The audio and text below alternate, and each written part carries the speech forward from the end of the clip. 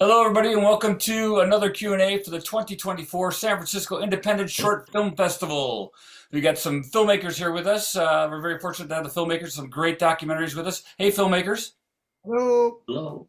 Hey, Jason. thanks for being here. Real quick, why don't we just tell the audience who you are, what your role is with what film, and Ward, you're kind of on my screen first. If you could introduce yourself in film. Sure. Thanks, Jason. Stoked to be here. My name is Ward Evans. My film is Power Through. And in a nutshell, it tells the story of when COVID struck and everything was awful and terrible. I was lucky enough to be living next door to basically the most interesting man in the world, Jim Gallagher, who is now and became during that time the world men's powerlifting champion in the 86 and under category. And I was lucky enough to. What's your role? Chances are they just watched the film. What's your role? What'd you do? Did you direct, write?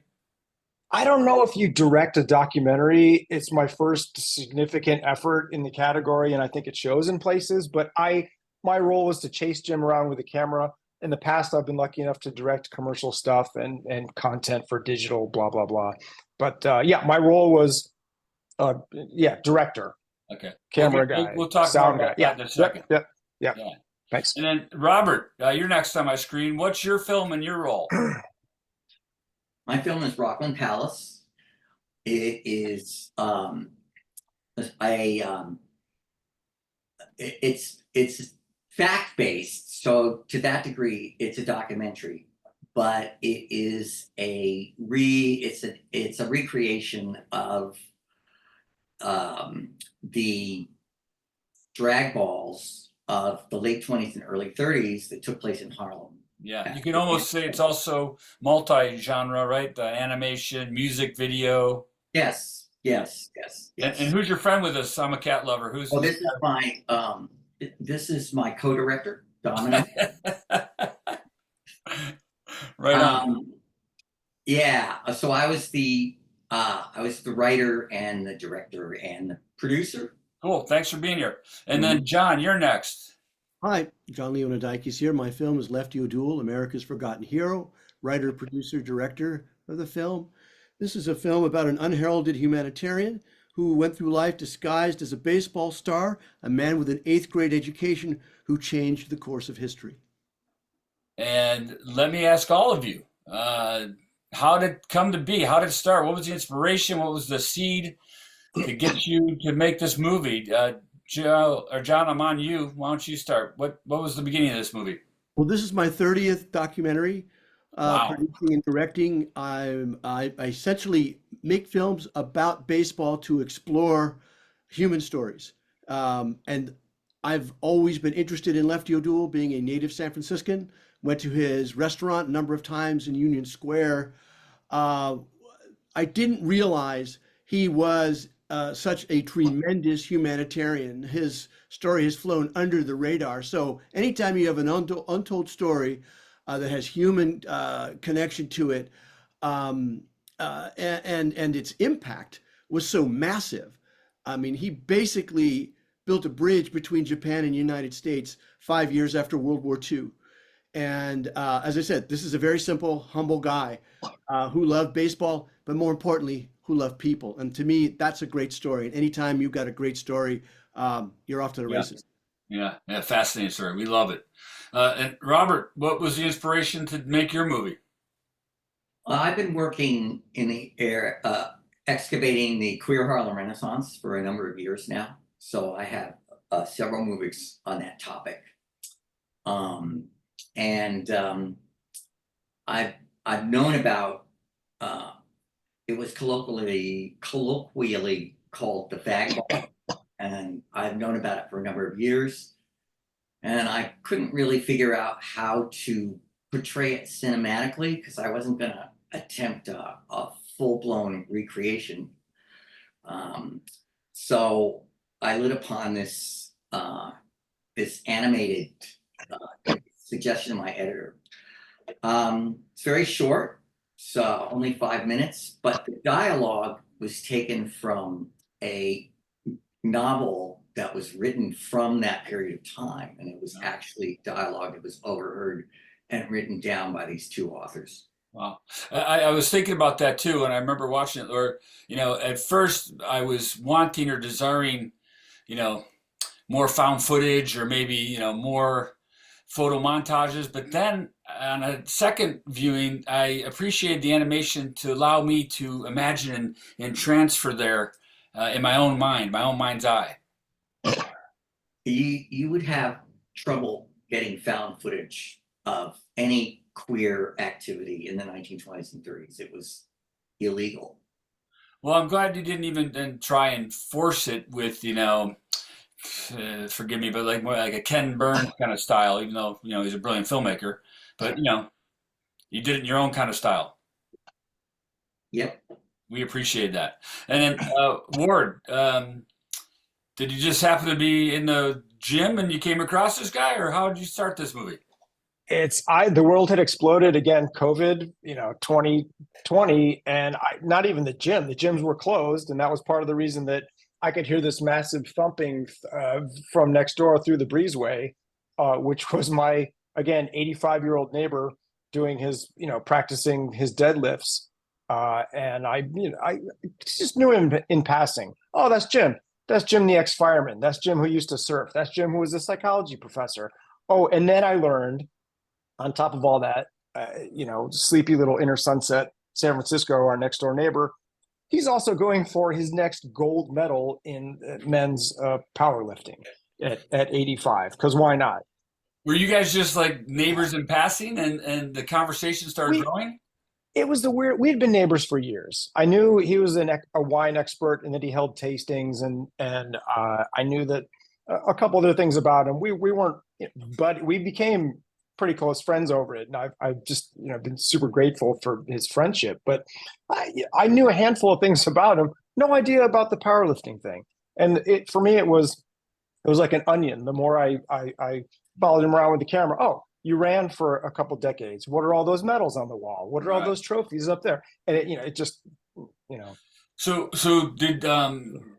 did he take some convincing to make the documentary? Did you have to earn his trust, or was he just like? Did he say, your movie material, let's make a documentary? And he was yes. It was pretty easy. He's not shy. I actually invited him tonight. I'm sorry he couldn't make it. Yeah. He, of all things, John's movie. I told him. I don't know if he's seen it yet, but I sent him this link. He it's late for you guys, or after 8. Anyway, he knew Lefty O'Doule's batting average and just rattled off like half a dozen facts about him. Like when I was telling him about this call. So sorry he couldn't be here, but he's very engaging, and you may get to see him on the day. What's that, Robert? Right? He'll be at the screening. Right? I believe so. Yeah, that's great. Bring him to the screening. Yeah. And that's kind of wonderful that he's in the same kind of program with Lefty O'Doul if he's a fan. Awesome. Very cool. Yeah. And so John, then let's segue to you. How well did you know Lefty O'Doul, or the man, or the myth, or the legend? Had you always wanted to, or were you making documentaries about him already? Well, I've been making baseball documentaries since 2009. And I became familiar with his cousin, Tom O'Doul, who's 82 years old. Lefty died in 1969. He was born in 1897, so he's been long gone.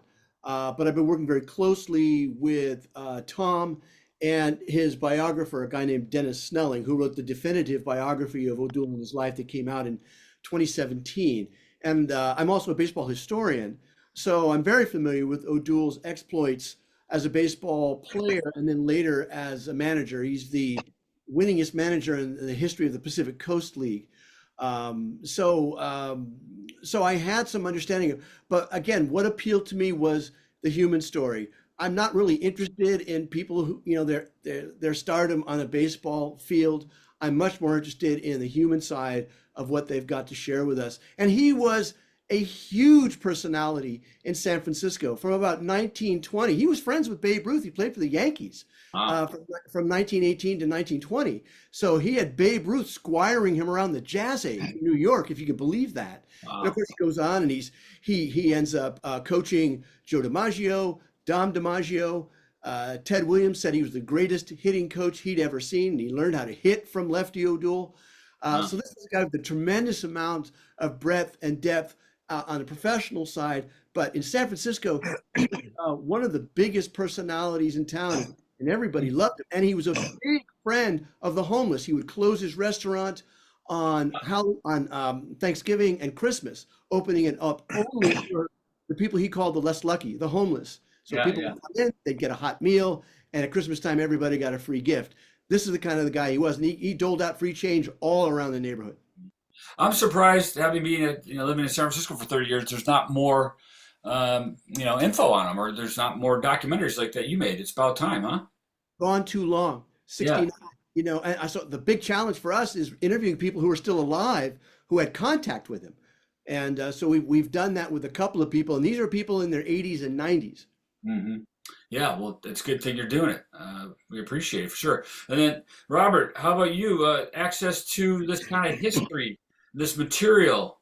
You said you've been making some other, media on this subject, on, back in the roaring 20s, 30s of the queer life. How'd you come across this material? Well, I come from an academic background. Okay. I actually have a PhD in comparative literature, was a college professor for a few years. So it was research, couldn't do any interviews with people who were there because everybody was dead by the time I got around to making the film.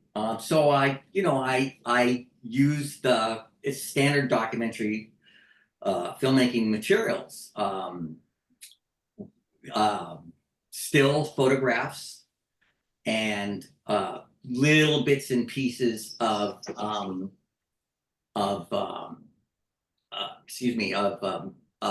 film at the time, but there's very, very little. And Right. like I said, nothing about Rockland Palace itself. So I really had to, but there was this published book that described one of the balls with the dialogue. And the thing that really struck me was how modern this dialogue sounds. Even though it's 100 years old, it sounds like snap clean dialogue from today. Yeah. And I almost felt like this is a location in Harlem, right? Yes. Or around New York. And when I first was watching it, I was like, this could very well be San Francisco, not only in the 30s, or presently. But so then I was like, I'm sure these existed in the various locations, various metropolitan areas, unbeknownst to us, or to the history books. There was something called the pansy craze at the beginning of the 1930s.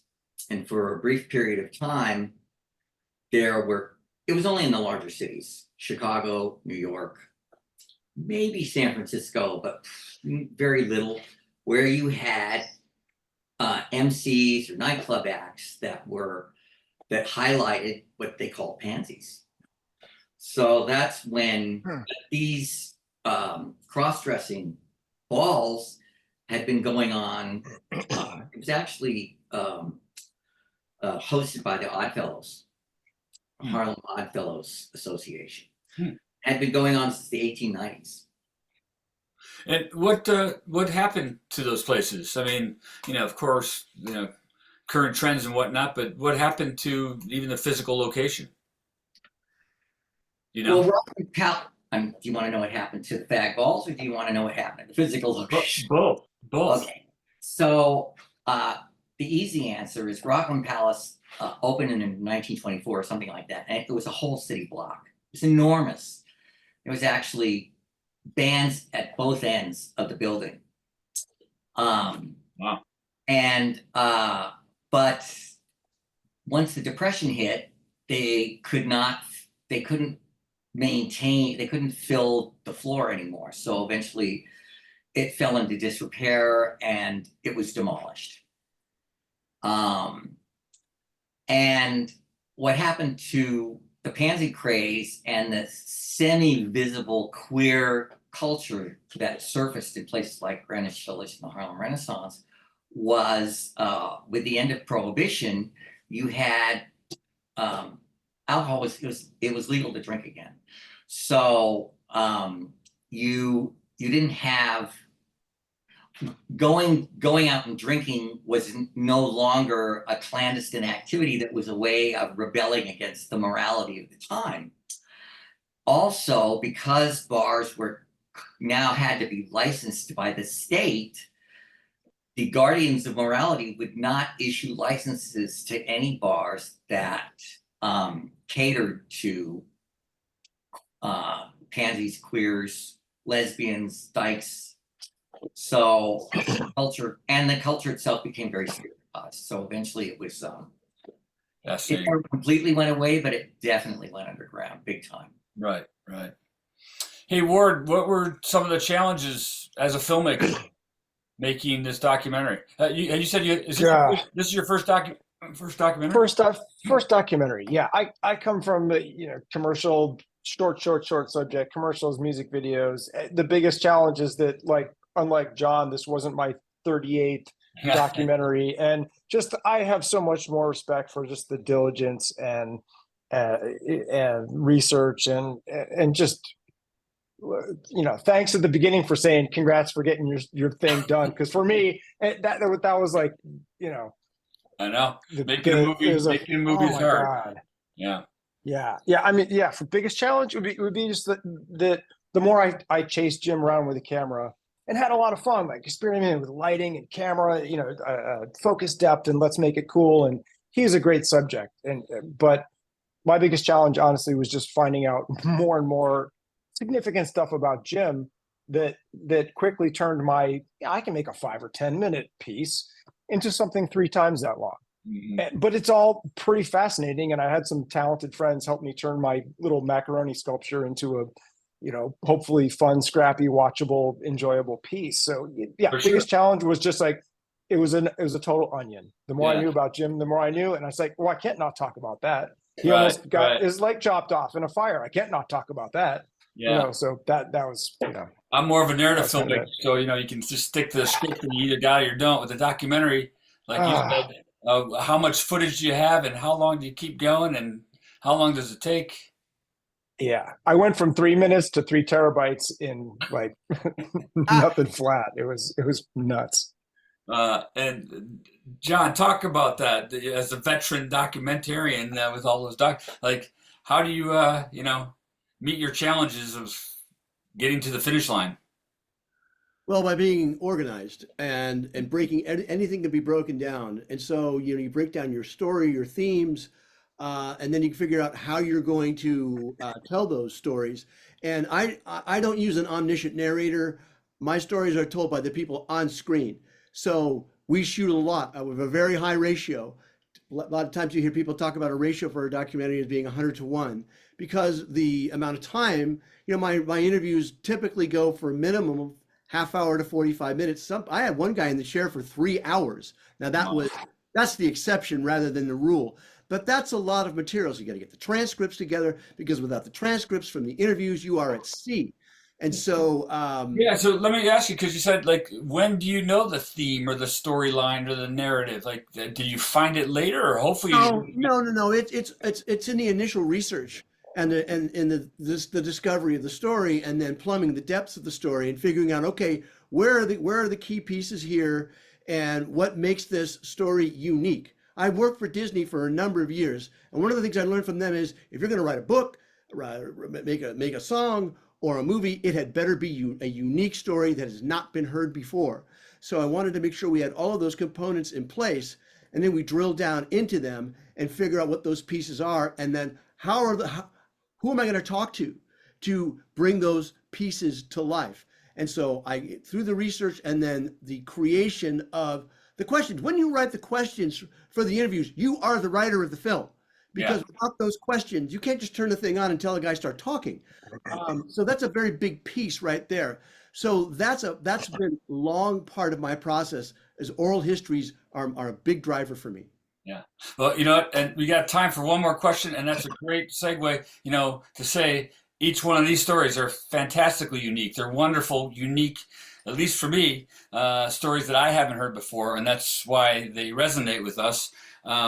But let me ask you one more question, or you can answer any way you want. I'll start with you, Robert. What do you hope audiences come away with? after watching your short? I want them to be entertained. I want them to be I want them to know that there was a vibrant queer life 100 years ago, and how modern it was. Yeah. Well, I think you accomplished that. Well done. In And 5 minutes. Ward, how about you? What do you hope audiences get from this?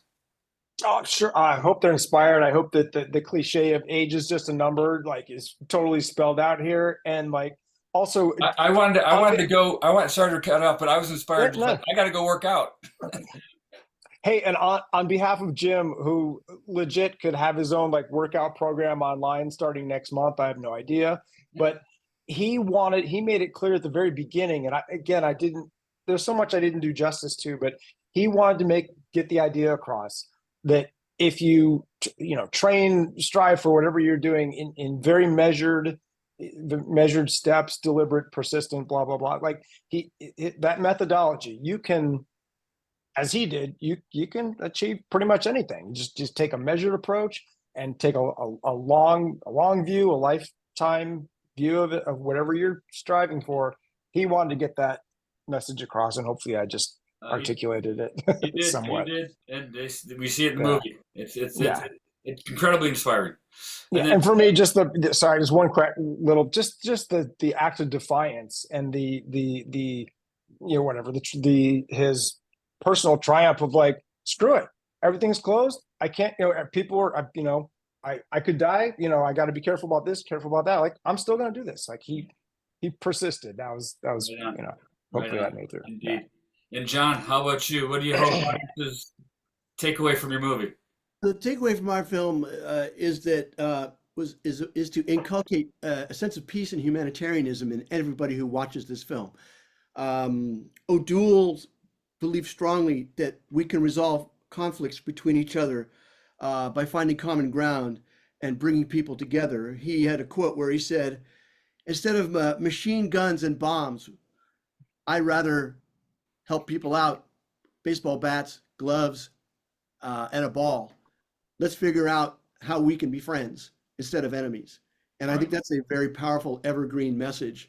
And that is the message of this film. Indeed. Right on. That's a great place to wrap this Q&A up. That was wonderful. You guys are wonderful. Your films are wonderful. Thank you for submitting to our festival, and congratulations on getting into our festival and making your films. I hope to meet you guys in person very soon. Well, thank you very much. Likewise. And Thanks, Jason. keep on making movies. All right, everybody, that's all the time we have. Thank you for watching this Q&A of Stories That Resonate, and check out more indie films at sfindie.com. Thanks, filmmakers. Bye, everybody. Thanks for watching. Thanks.